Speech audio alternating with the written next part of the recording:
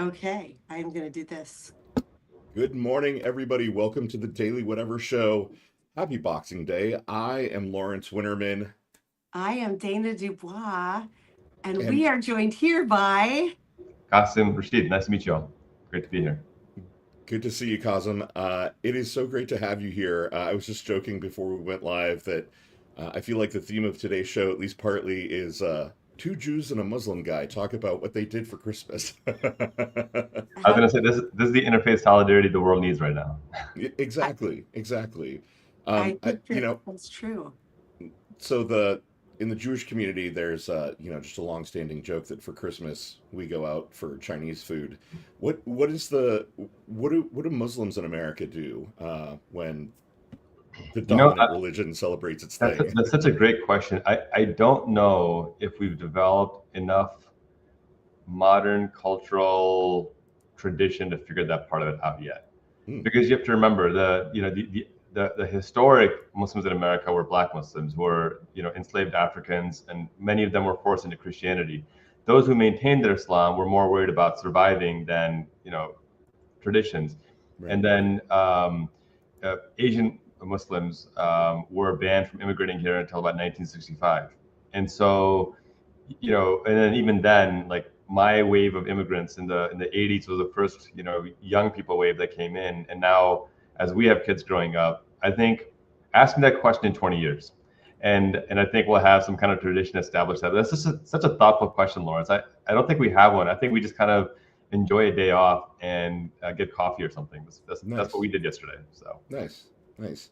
You know, Kazim, you kind of describing that really, it struck me kind of yet again how um, you know Judaism is I didn't really anticipate that we'd necessarily kind of go down this path this early in the conversation, but like there isn't a lot of diversity in Judaism, at least in terms of skin tone. And Islam is a faith where there is a vast diversity of race and identity and culture. It's such an interesting point, right? That yeah. when it comes to like Muslim immigrants to the United States, you're talking about very different communities of people sometimes. Yo, absolutely. I mean, there's the Pew survey done about this a couple of years ago, and I think if it was done again, it would revalidate the data that the single most diverse community in the United States is the American Muslim community. It's a minority majority community. The single largest demographic are Black Muslims, followed by Asian Muslims, and then I think Middle Eastern Muslims are third. And then you have like a whole range of everything else, right? Latino Muslims are the fastest growing demographic. There's more women accepting Islam than men, which goes against the narrative that Islam is oppressive to women. I mean, there's so many like fun nuances to talk about here, and I think in part because there's so much cultural and ethnic diversity, it's not hard in a bad way, but it's not, it doesn't give as favorable to like one standard tradition. Right. What it does is develop like a lot of fun diversity, and you can enjoy, like even with Ramadan coming up in a few months, there's a very different experience of breaking your fast in a predominantly Arab environment versus South Asian versus Black. I mean, the prayers and the ritual are the same, but the foods are very different, and that's what I love about it, because you get to experience kind of like a taste of the world in 1 month. It's a lot of fun. Yeah. Yeah. That's As a amazing. foodie, I get really excited about that You're as welcome to well. all of our iftars, every single one, without exception. Yeah. Nice. Okay, we'll be there. Chris is pointing out in the chat that in American Judaism, this is true, but that Judaism still reaches more diverse communities internationally. True. And as you were talking, Lawrence, I'm like, well, there was the whole Sephardic line that exists, but in very small numbers after the Right. Inquisition. So, yeah, Yeah, like happy topics. like what do Jewish people in China do? Like, do they still call it Chinese food, or they just be like, we're getting food, right? That is an excellent joke. You know, I keep looking to the side because I have a dog and she's making some very weird whimpering sounds. And I think I'm gonna go grab For your her. dog. For your She dog. did she did get a hold of her Hershey's Kiss yesterday, so I'm on a little bit of Uh-oh. she didn't eat most of it, but one of my kids left. I'm just gonna blame them. But there's a little green Hershey's Kiss. I think she got more of the foil than the chocolate, but Usually she runs right over as soon as we start Cosm, and she's like Winterman's dog instead of Pavlov's dog. As soon as she hears this get started, she's like, it's time for my treat. And it's very unusual she's not doing that. Let me just pause for 1 second and I'll be right back Yeah. and have her in my lap. And then maybe we can jump into some of the news of the week, because even though it was a holiday week for a lot of Things folks still from work, happened. Yeah. geez, Cosmo, maybe we'll use this moment while Dana's checking on Kira to. I'm sure everybody in the crowd knows you already, but just in case anyone might be new to you, do you want to introduce yourself to the chat? Sure. Well, my name is Qasim Rashid. I'm a human rights lawyer. I run Let's Address This with Qasim Rashid, where my focus is to take the important human rights issues that impact all of us, break them down, separate fact from fiction, and provide meaningful calls to action on how you can play a more active role in protecting our democracy and making sure that every person has their basic human dignity protected against social and government oppression. One of the things, thanks, Cosmo. One of the things that I love about your work is that you're so clear-sighted in your perspective, and I always come away from your writing feeling like I've learned something, and that you have articulated a key issue in a way that I haven't heard it framed before. Well, thank you. So if you haven't yet gone to become a subscriber of Qasim, please go check out his Substack, and at some point I'll grab the link to your Substack. I'm going to grab it right now. Oh, excellent. I appreciate that. And no, Lawrence, that's very kind of you. Look, I think, and you guys do the same thing, where we see just the collapse of corporate media, how it's capitulating to billionaires, to oligarchs, to Trump. We saw the fiasco at CBS just this week with 60 Minutes. We're going to talk about that in a second. And I firmly reject the notion that Americans want a clickbait culture. I think Americans want reliable reporting, reliable insight and information. And so you won't get clickbait headlines from me. You won't see me be like, breaking, I'm the first one to break the story, or to like, take somebody else's headline and pass it off as my own. I try to put out daily, thoughtful analyses on the issues that impact us. And I may not always be the first one to share something, but I will always make sure my information is accurate and vetted and verified. Because in a world where trust to me is the most important currency right now, that's something that I take deeply seriously. And you guys do the same thing. I mean, this is not anything new for you guys. And I think this is why you guys are seeing success as well. And my goal is that we build a media narrative where trust is revived once more, where people value trust, and they, we pull people away from relying on the clickbait, bombastic nonsense, and instead get back into meaningful dialogue and discussion and nuance, where we can have discussions on complex topics in an engaging and fun way, but without dehumanizing or belittling anyone. Yeah, absolutely. And that's one of the things sorry, Lawrence, you go ahead. Go ahead. I was going to say that's one of the reasons I really love reading your writing, and I'm so excited to be talking about you today. I learn a ton. It's never sensationalized, but it is often delivered with warmth and humor. I also follow you on Facebook, so I feel like I get both sides of you, and particularly there, I'm like, look at the title of this show, Fucked Up Friday. We are talking about the serious news of the week, but where there's a sense of like humor will help us get through this kind of catastrophic moment for our country. And if we don't have at least an exasperated, like, oh my God, with our like-minded people, how are we ever going to get through it? Absolutely.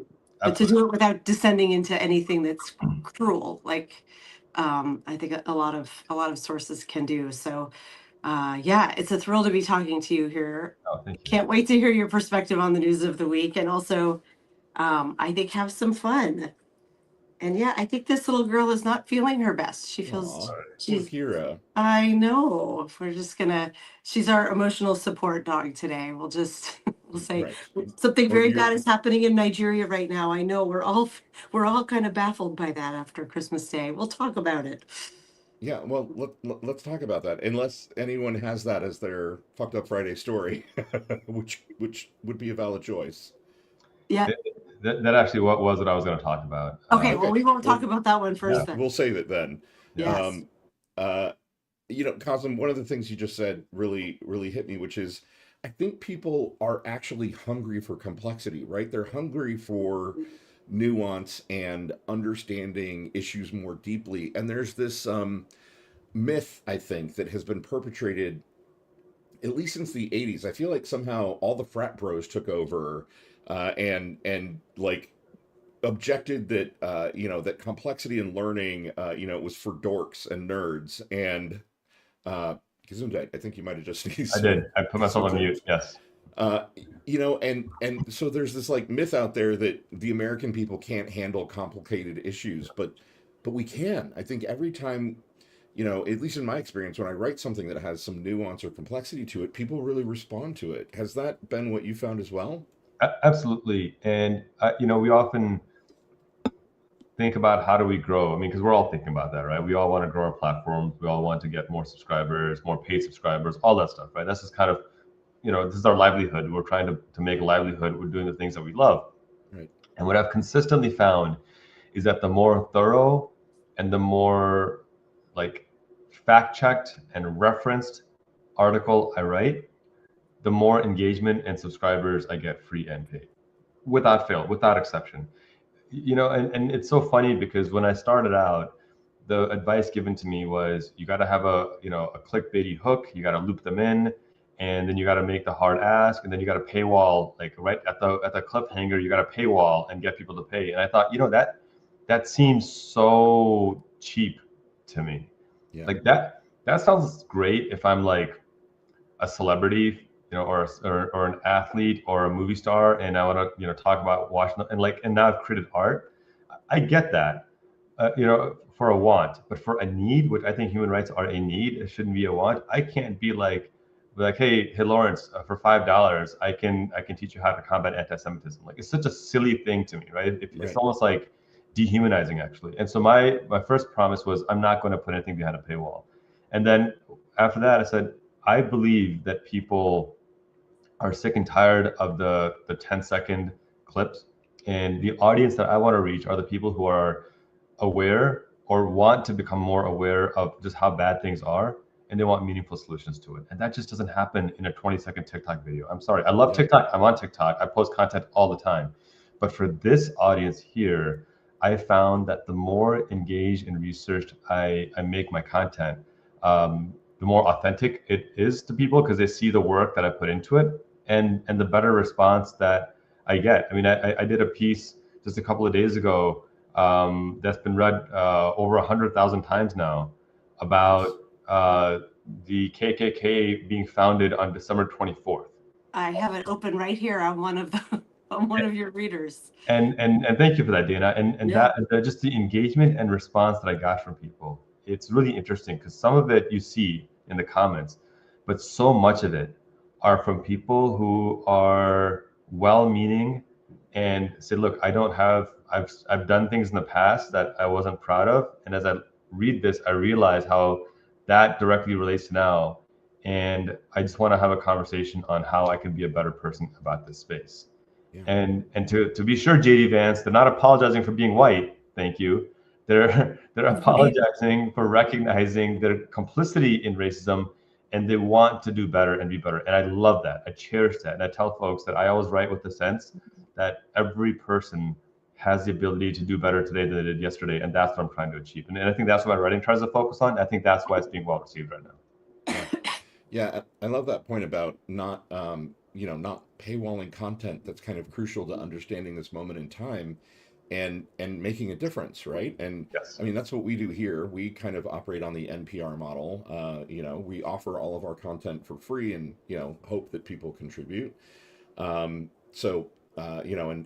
Blue Ant Media that Dana and I both work with, does the same thing. Like if it's crucial to understand this moment, it should be offered, with kind of open arms and freely, so that, we can all be in this thing together and learn and be better.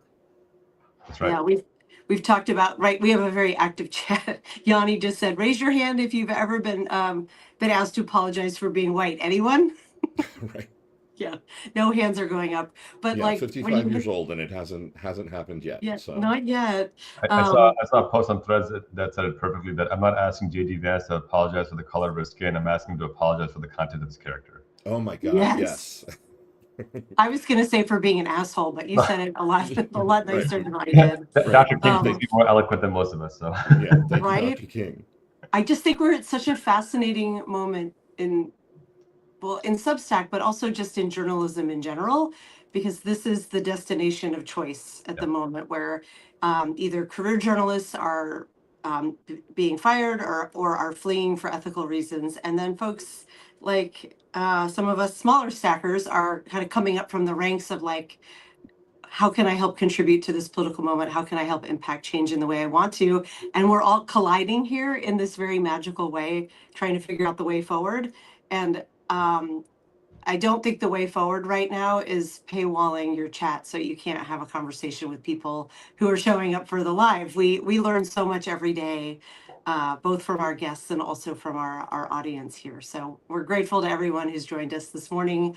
We're so grateful to have you here and so happy, I don't know, to be part of this moment. And I feel like 2026 is going to be telling of like, where is this all going? And I think there's a lot of celebrities joining Substack. So we know things are going to change, but it's going to be really interesting to see how it all works out. And we hope to keep elevating voices like yours, because I think the reason this story caught my eye, and I just reopened it again this morning, is like, I didn't know this. Like, really? The KKK founded on Christmas Eve?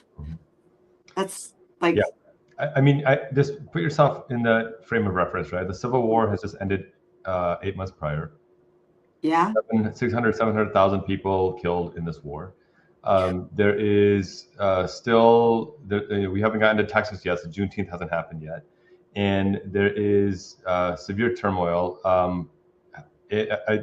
My history is not, it's failing me. Had Abraham Lincoln been assassinated yet or no?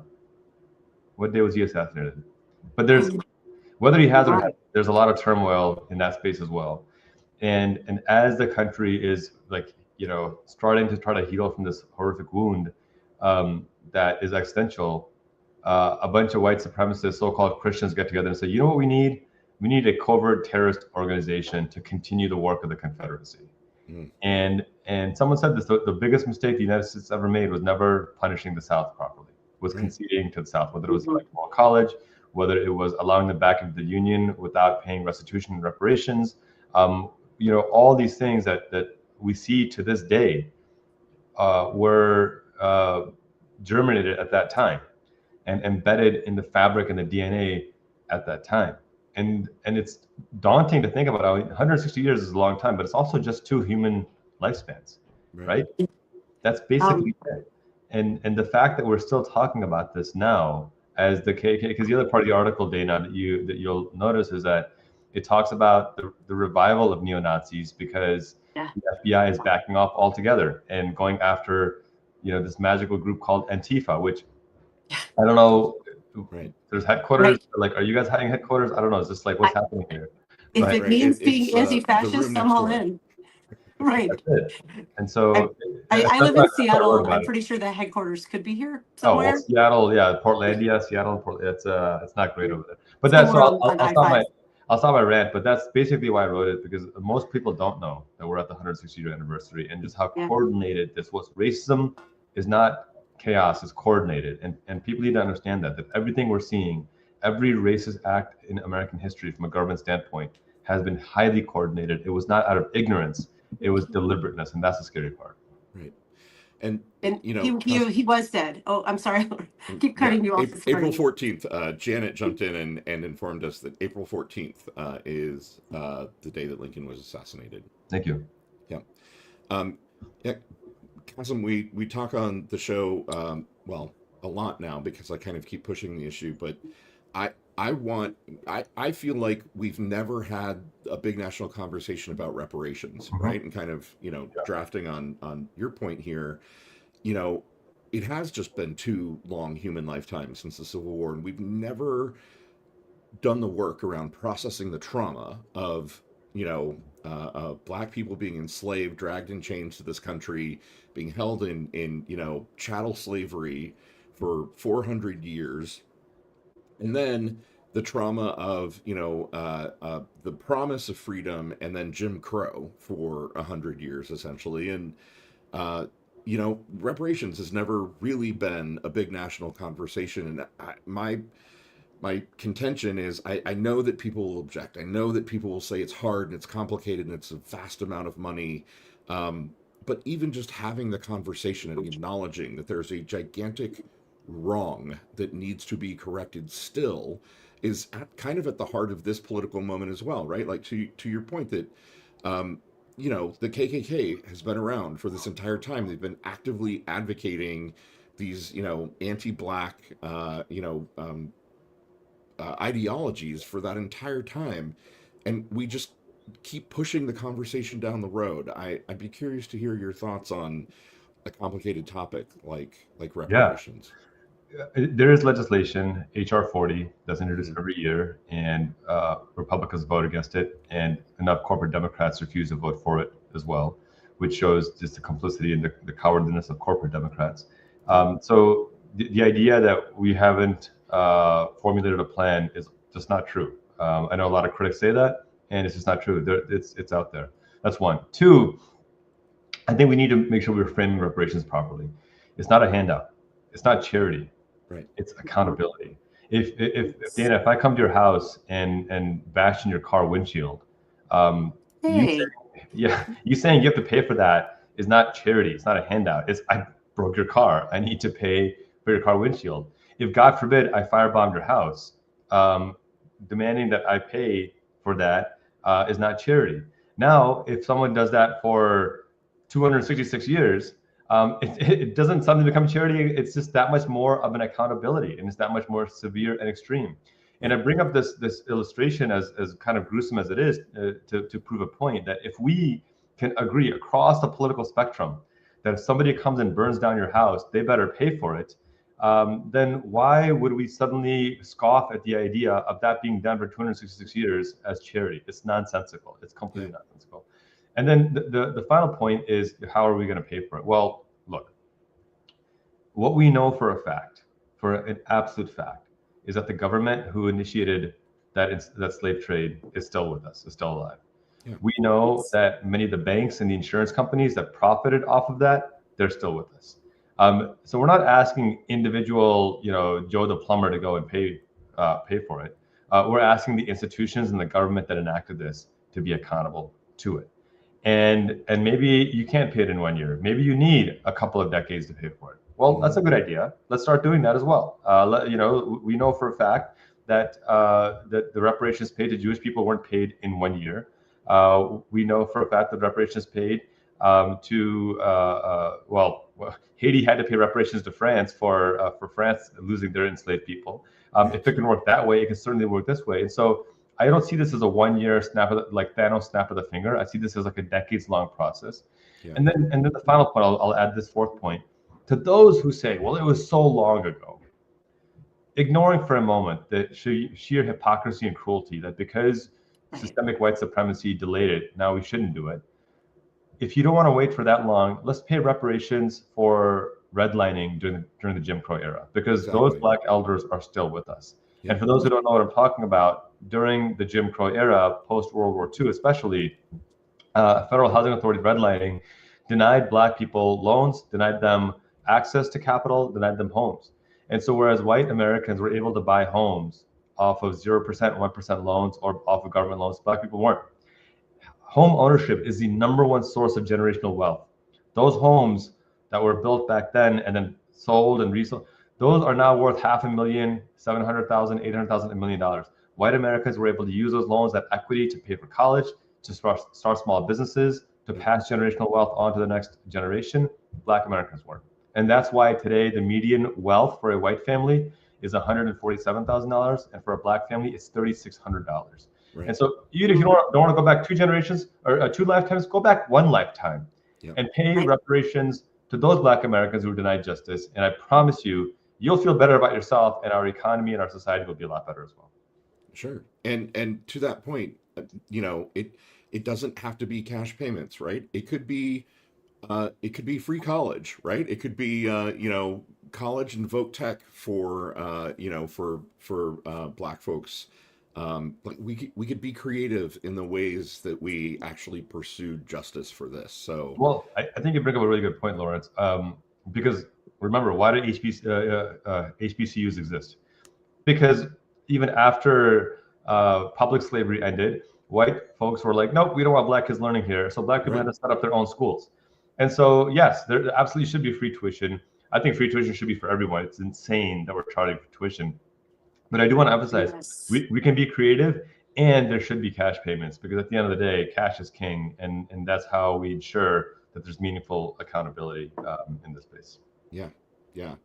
Thank you so much for your perspective on that. I really appreciate it. And I know folks in the chat who come to the show every day have heard me bang this drum a couple of I really think it's important that we start to move the Overton window back towards real change, like the conversation of reparations. And even if the end result isn't that we do a full-blown reparations plan, if we can at least get people to agree that investing in public education and public health are ways that we could try to bring more justice to the social disparity that exists and that so disproportionately hits people of color, that's the conversation that's worth having, right?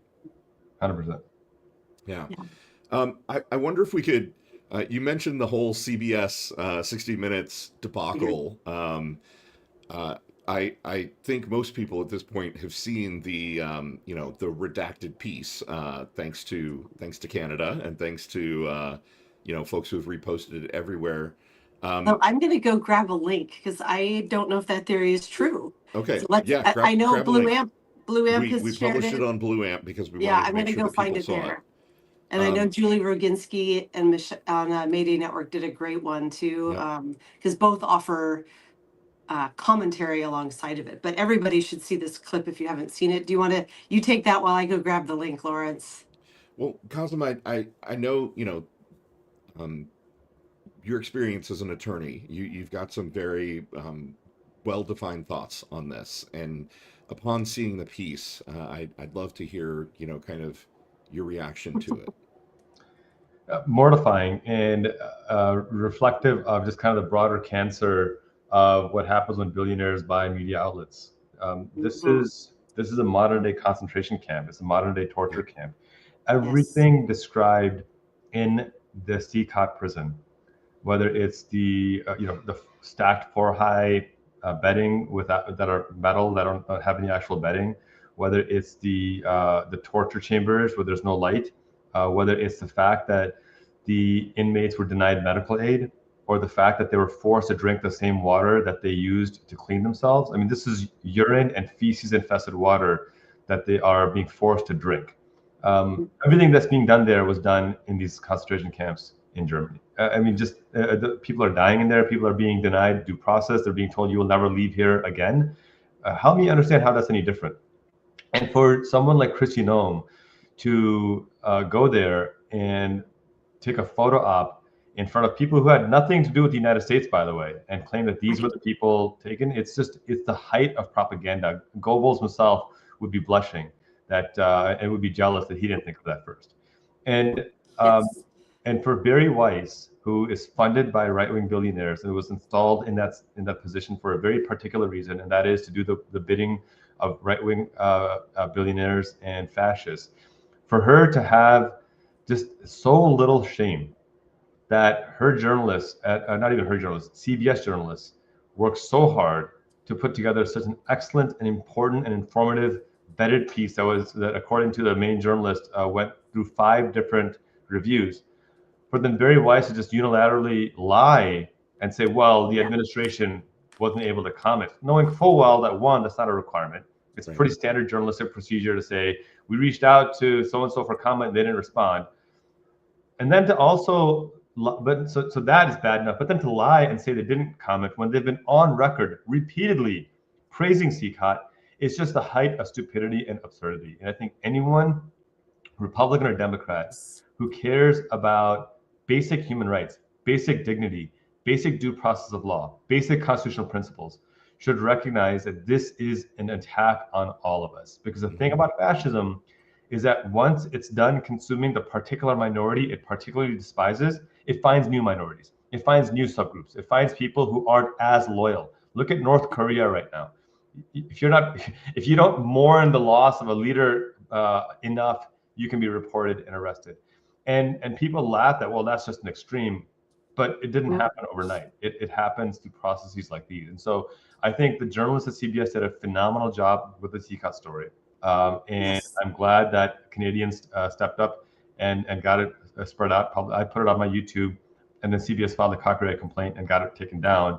But then so many people started putting it back up that I just think they gave up, and now it's everywhere, which is amazing. So, the last thing I'll say is I think the Streisand effect needs to be renamed as to the Weisted effect, because that was a wasted effort by Barry Weiss right there. I'm doing a quick search here. The segment was intended for 10 million viewers, but it was pulled. Oh, there's no, I'm looking for any data point around, like, my theory is far more people saw this because it got pulled than they would have if it had been live. But I fully admit that, I get all my news on Substacks. Sure. So to me, everybody's seen it. Perhaps to mainstream media, that's not the case. But the one thing that was, I hate to use the word comforting in something as atrocious as that broadcast, but wasn't it beautiful to see real journalism happening from a mainstream source, like that quiet, unbiased, just like we're reporting a horror, but we're not sensationalizing it, and we're doing our due diligence. That's right. And to slap those journalists in the face with a, like, oh, but the White House hasn't acknowledged it yet, so we can't run it. Like, we talked about this earlier this week of, like, oh, cool, so anytime they want a story pulled, they just have to go silent. Yeah. Right. Like, that's not a great system of being the fourth leg of democracy at all. There's no accountability. So it has been heartening to see. And I think the workaround for not getting pulled down, jump in if I'm wrong here, Lawrence, is if it's interspersed with commentary, then it's not read as just a rebroadcast. Did I get that right, Lawrence? So when we reposted it from at Blue Ant, when Cliff and I rebroadcasted it, I know there's something about showing it on a screen, like a camera recording it on a screen, and then also interspersing commentary. It still got hit with a copyright notification. Oh, okay. But they haven't pulled it down. So there's kind of an interesting piece there on, CBS is certainly trying to exercise their copyright, but YouTube might, like Qasim, like you said, it seems like they might be kind of giving up a little bit. Yeah, I think Cory Booker had it published, and it hasn't been taken down from his page at all. Nice. Good. Yeah, I feel like we're all figuring out this, like, new world of journalism on the fly, and on the daily whatever. Anytime we figure something out, we like to share it, just because there are things of, like, how does one get on a bestseller? One of the charting, what do they seem to pull from? It has the algorithm changed. It feels like keeping up with those things could be a full-time job. But it does seem like this story in particular, you can still find it. Yep, absolutely. So, it's on my Substack as well. They haven't taken it off my Substack. Oh, great. Okay. And so the full video is there. And I actually went ahead and downloaded the transcript, and then I recorded myself reading out the entire transcript with the video in a tiny box on my YouTube, and they haven't taken that down yet either. So nice. Great. I'm posting the link to that right now. Here's the CCOT link. Well, we're already at the bottom of the hour. We should probably shift into Fucked Up Friday. Dana, do you wanna tell Qasim the rules for Fucked Up Friday? I would love to. So, Fucked Up Friday is our weekly show where we invite a guest like yourself on, and we each pitch a story that we think was the most fucked up news of the week. And we tend to not pick the one dominant story. For example, this week, TCOT story, but something maybe folks missed in the news. And we don't just say what the story was, we sell it, we pitch it, because our audience is going to weigh in at the end and vote for the so-called winner of Fucked Up Friday, knowing we all lose because this is the reality we all have to live in. But at least we're doing it with a good sense of humor. And it's God, we can't even say it's a gentleman's game anymore because that seems sexist. But we do it for the glory. We're saying we're the winners that week. And historically, we used to give our guests the first turn, but what we have found is there seems to be a recency bias. So we will give you the option of going first, second, or third. I'll go second, right in the middle. Nice. Okay. Lawrence, and usually Lawrence and I tend to share with each other what we're pitching as our Fucked Up Friday story, but I haven't talked to anyone with Christmas in the middle. I don't know what Lawrence's story is. I don't think he knows what mine is. Lawrence, would you like to go first or last? I'll go first. Okay. I've got mine ready to go here. Okay. Okay. So, folks, this is what I am picking this week. The pandemic that we are pretending isn't coming. So this week there was an article in Science Focus, the BBC News Magazine's weekly science magazine. Scientists quietly dropping a warning that should set off every alarm bell for all of us. There's a new strain of the bird flu, H5N1. Get this, clade 2.3.4.4b. It's now so widespread in animals that experts are saying essentially it's out of control in the wilderness, in wild animals. It's not just birds. And most troublingly, it has spread into dairy cattle in the United States, as well as foxes and several other mammals. So much so in dairy cattle in the United States that genetic material from the virus has been found in milk. Now, of course, if you drink pasteurized milk, like most normal folks, I see where you're going with denatured. If you drink raw milk, like RFK Jr., you are potentially getting virus fragments from this version of the bird flu. And so this is what I think makes it the most fucked up story of the week. It's basically the warning that these scientists are issuing in Science Focus that the United States has become the perfect breeding ground for transmission into humans, and our next global flu pandemic, like the Spanish flu, because obviously we've got RFK Jr. in charge of the CDC. Everyone who is important and learned in public health has been fired or sidelined or pushed out. We've lost our institutional memory, even just from COVID. We don't have the early warning infrastructure anymore that we used to have. And RFK Jr. has essentially issued decrees within HHS and the CDC downplaying and denying the seriousness of this threat. So he's dismissed concerns, he's downplayed the expert warnings. So the US is now, with this current flu season, in a perfect place to become the incubator for the human transmissible H5N1 bird flu. So the next pandemic is right around the corner. It could happen any minute. And we are not going to know about it until people start getting sick and dying, because we have completely eliminated everything that we used to have within the CDC and public health that could warn us and keep us apprised and get us some early response. So there you go. That's my Fucked Up Friday story. Hooray!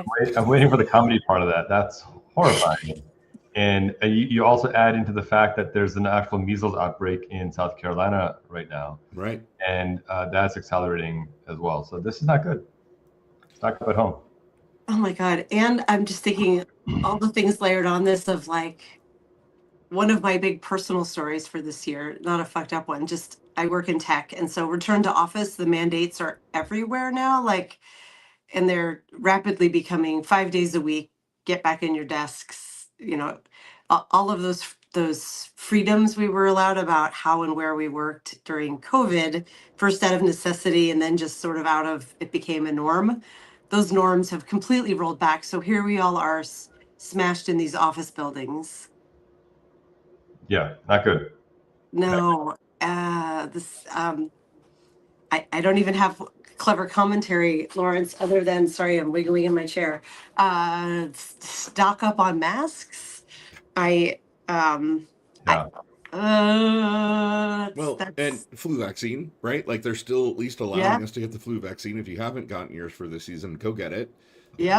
Because we're still at least allowed to have that, thank goodness.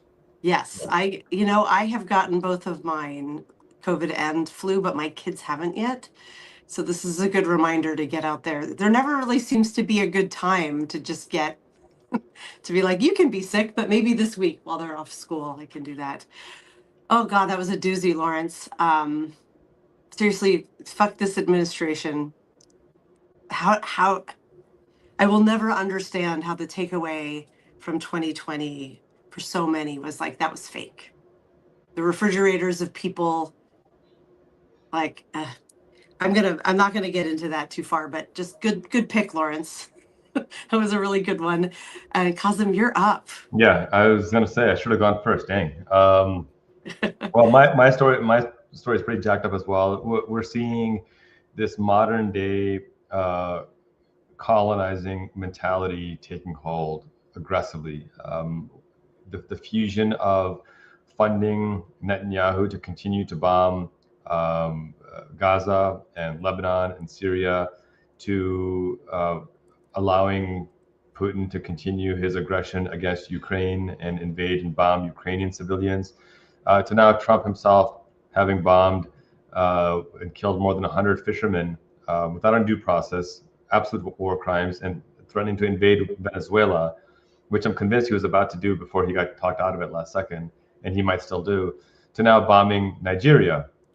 And we're seeing this massive increase in the global military industrial complex. It's one of the three evils that Dr. King warned about when he talked about, racism, poverty, and militarization. And we're seeing this happening in real time. And on Christmas Day, he was bombing Nigeria, claiming Christian genocide. And the irony of hypocrisy of all this is the real genocide that the U.S. is funding in Palestine. He's perfectly fine with that. He's fine with Netanyahu bombing churches, ancient churches in Gaza, killing Christians, bombing Christians. He has no problem with that. But on the mere accusation that there's a Christian genocide in Nigeria, which Nigeria's own Christian leadership and clergy and government officials are saying there is no Christian genocide. There's violence, but it's indiscriminate. It's not targeting religion. We need to work together religiously, interfaith, to combat this narrative that this is religious violence. But there is no actual religious violence. Yet here Trump is happily bombing, and God knows how many civilians he's killed in doing so. But the part that really gets me is that he claims there's Christian genocide in Nigeria, but then bans Nigeria from sending refugees. Right. That part is the irony is like. Oh, and there's levels to it, Dana, because the next part is he claims there's genocide of white Afrikaners in South Africa, and magically they're on the next plane over here, right, to the United States. So I can't quite put my finger on the difference between the black and white there, but it's this kind of this reality that we're facing right now, that Trump lied when he said he was going to be the pro-peace president. He obviously, was upset that he didn't get the Nobel Peace Prize, so they made up a FIFA Peace Prize for him, which is wild. Right. And which, by the way, I'm going to award myself the World Cup because apparently that's what we do now. You just make up awards and give them to yourself now. Sure. I'm voting for you. But we're going to make a Gen Xe, the Daily Whatever Show Peace Prize. We have to now. We have to now. But I think for me, what's really the story that's not being told right now in corporate media is this massive escalation of the police state and of militarization. $50 billion ICE budget, $900 billion, nearly $1 trillion military budget. And these budgets exist because they need to be used. And the massive increase in militarization and global war that we're about to see in the coming years, unless something drastically changes, it's going to be catastrophic, and it's going to, in my view, potentially reshape the way the world even functions. Yeah. Damn, that's a good one. That's a really good one. I put a link in. I think it was the correct one. I just did a quick search for your story. I have to admit, I logged off yesterday.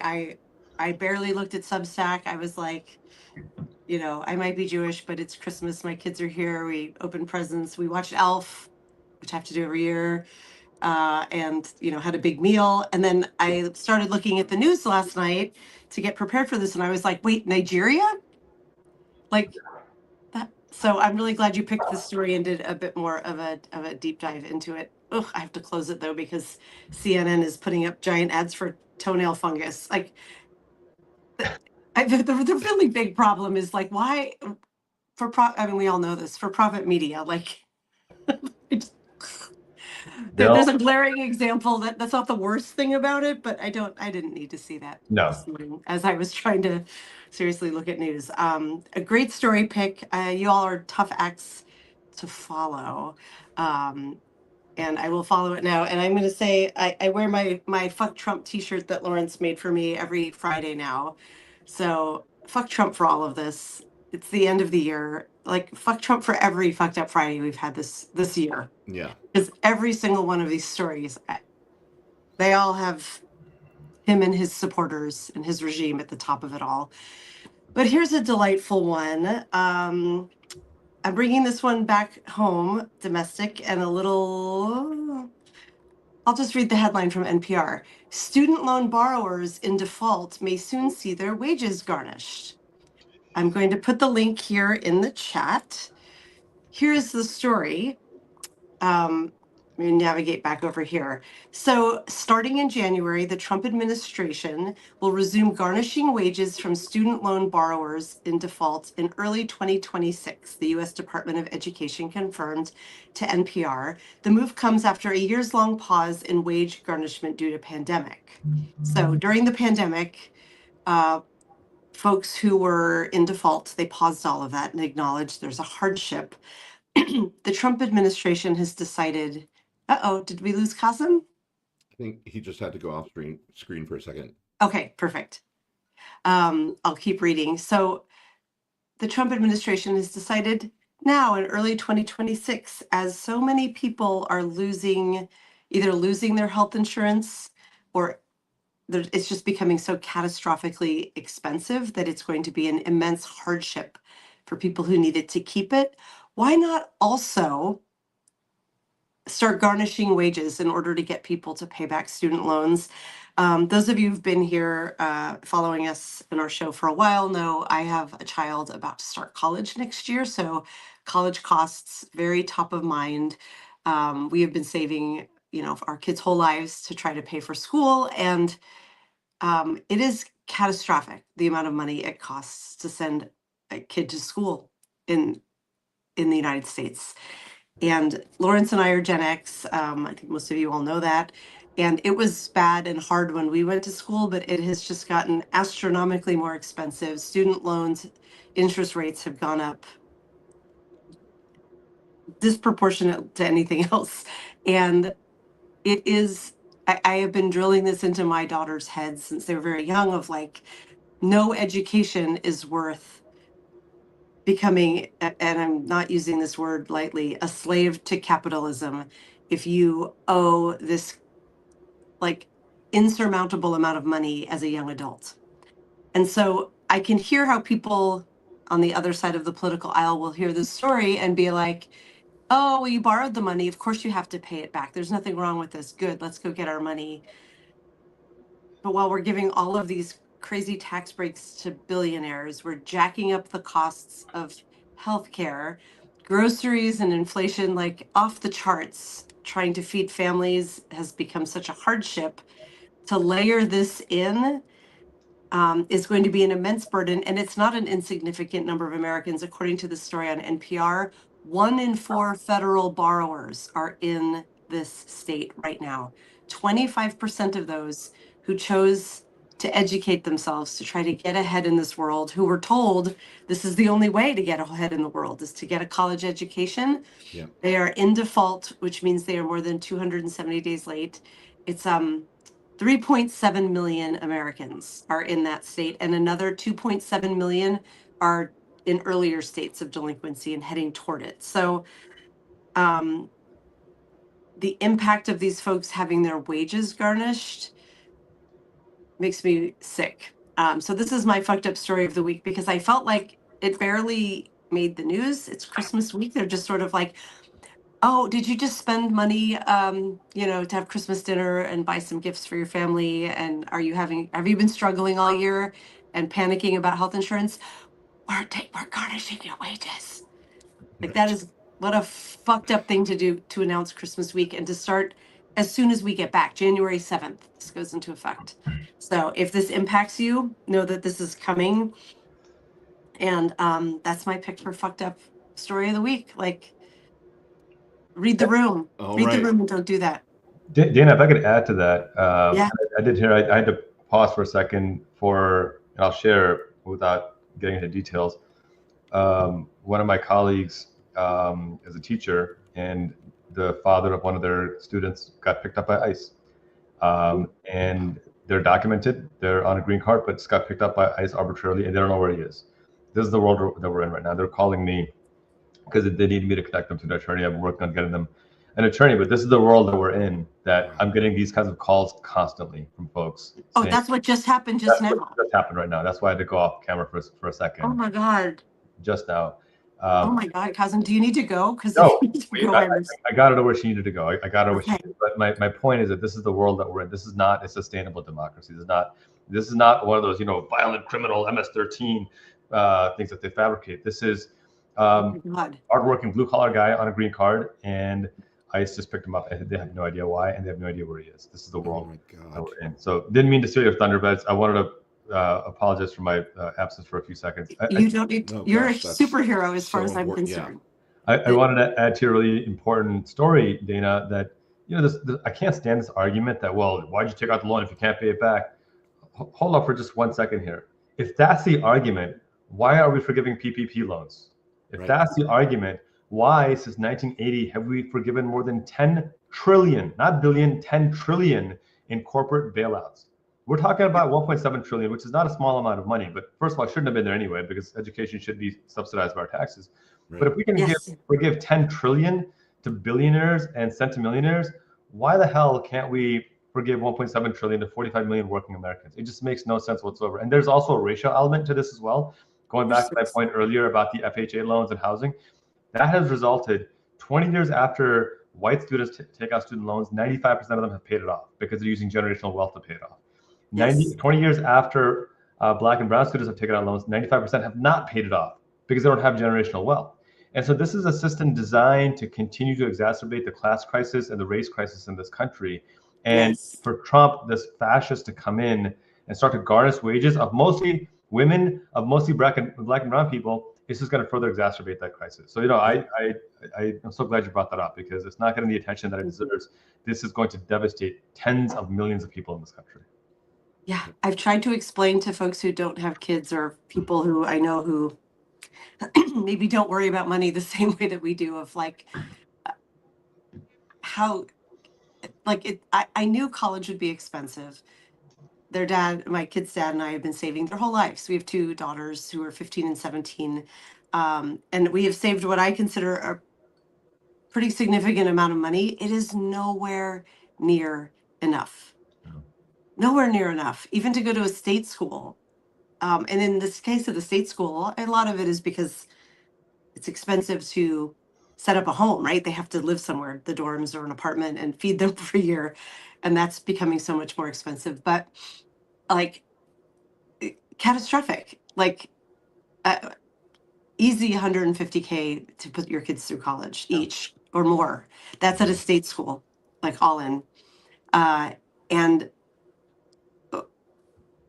when you think about like, oh, well, if you don't go to college, there's so many careers that you just really can't pursue. Where we are putting kids into this loop of like they can't get out. And I hate to think of, a trap. It is such a trap. And so, yeah, and then at the back end of it, to be at the mercy of someone who's, giving these immense tax breaks to billionaires.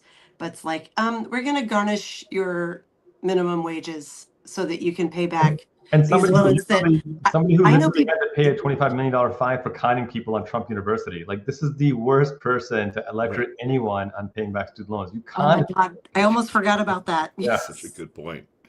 Such a good Such point. a good point. All right, in the interest of time, we're at the point where we should vote.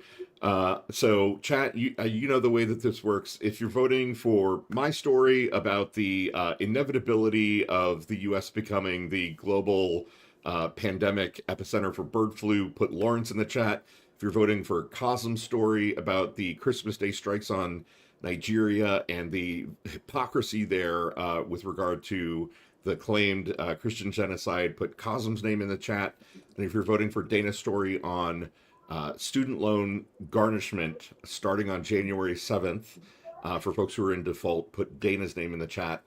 I'm seeing a lot of people say three-way tie. Three-way tie, three-way tie. Oh my, Lawrence, because I'm going to be in ground zero for a lot of deaths in South Carolina. Oh, Yanni, I'm sorry. All right, I'm putting Qasim in the chat. You've got my vote. Lawrence, Dana, Lawrence, it's a tie. Dana, Lawrence, tie. Every story is crucial. Oh my gosh, Qasim, tie, Qasim. Can we be selfish and also stupid and vote for Jill Stein? Sure. Sure, Cliff. Jill Stein's getting a vote. Protest It'll vote. probably pull it one way or another. All awful. Three-way. I'm seeing a lot of three-way ties. This has never really happened like this before, Qasim. There we go. Right. There usually is someone who emerges as a clear winner. Dana, I have a senior as well. Oh yeah. I have a story half written about this of like, this is one of the Gen X burdens that we carry of like, a lot of us have student loans still of our own and are also trying to advise our kids on which college to pick. And also, your job might not exist because of AI by the time you graduate. Good luck with that, kid. For us elder millennials, same thing. I mean, I've got student loans, and I got a kid who's a junior taking the ACTs in a few weeks. So. Yeah. Oh, good luck. Good luck with that. Mine was not a great test taker, but she's a great artist. So it all balances out, right? You should see the price tag on art and design colleges right now. Woo! Yeah.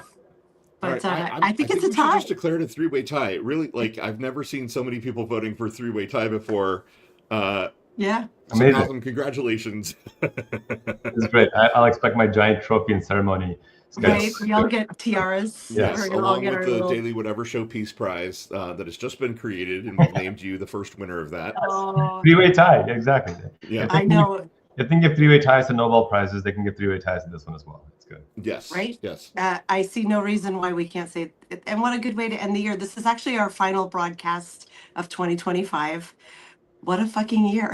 What a fucking year. And Qasim, it's your first time on our show, and we have a question that we always ask every first-time guest. Go for it. And I'm excited to hear your answer on this one. Dana, do you want to do the honors and ask our final question? I do. This is a very hard-hitting question. Brace yourself. Okay. We know you're an elder millennial, but I suspect you will still have an excellent thought on this one. What is the most Gen X song of all time? Like if you think about Gen X, yes, what is the song or songs, you can name more than one, that comes to mind? I gotta go with "Living on a Prayer" by John Bon Jovi. Yes. Nice. That is a great choice. That's me. No one has ever picked that, and it's such a good choice. You live for the fight when that's all that you got. That's right. That's right. It to me, it kind of epitomizes, and like I'm in that millennial where it's like my wife and I are about the same age, and so we're like in that micro generation of between Gen X and millennial. So I kind of associate with both age groups, but to me that's a song. That is a song of the 80s that kind of captures everything. So I love it. That is such a great choice. Perfect pick. Bon Jovi, I feel like if you're not Gen X or real close to it, you don't have the same. Yeah. Like I don't think my kids who are pretty musically astute would know a Bon Jovi song. And he's got more than one, right? Like "Shot Through the Heart," same thing. Like gives you the same vibes as well. You give love. Now I want to go sing karaoke. I love. What's the most millennial song of all time? Since you're spanning two generations, we're living on a prayer. There's so many in the millennial side. There's so many, but I think "Good Riddance" by Green Day is one that falls in that. Where there's something unpredictable, but ending is right. That was like every high school graduation song in the early 2000s, late 90s. That's a good one. I think anything from like, "Smells Like Teen Spirit" is probably a good one as well. Anything by the Red Hot Chili Peppers. Though I have a friend who says that every song sounds like the exact same song, and he's not necessarily wrong, but that doesn't mean they're not good. I mean, there's a lot of good ones there. So. Most of my music taste is in alternative, and so that's probably, you can probably see that already. But I'm sure there's some phenomenal hip hop songs that we can talk about as well. Love it. Nice. I love it. Qasim, thank you so much for joining us. It's been such a blast to have you here. We hope you'll come back in the future for another Fucked Up Friday or any other time. If you've ever got anything you want to talk about, we'd be happy to host you here. Always a privilege, guys. Thank you for the work you're doing, and have a safe new year, and let's keep fighting fascism in 2026. Absolutely, yeah. And thank you for the work Let's that do you're it. doing. It's incredibly important, and we all got a little peek, during the show at the good Yeah. work that you're doing. So thank you for doing that, and good luck to the folks that reach Yeah. out to you today. I hope everything goes well with them. I'm glad they have you on their side. All right. Thank you. Thanks, Take everybody. care. Have a Thank you great so rest of your much. Friday and a good weekend. Happy See you end of next year. Love you, mean 2025. it. Bye. Love you, mean it. Mwah. Mwah. Mwah.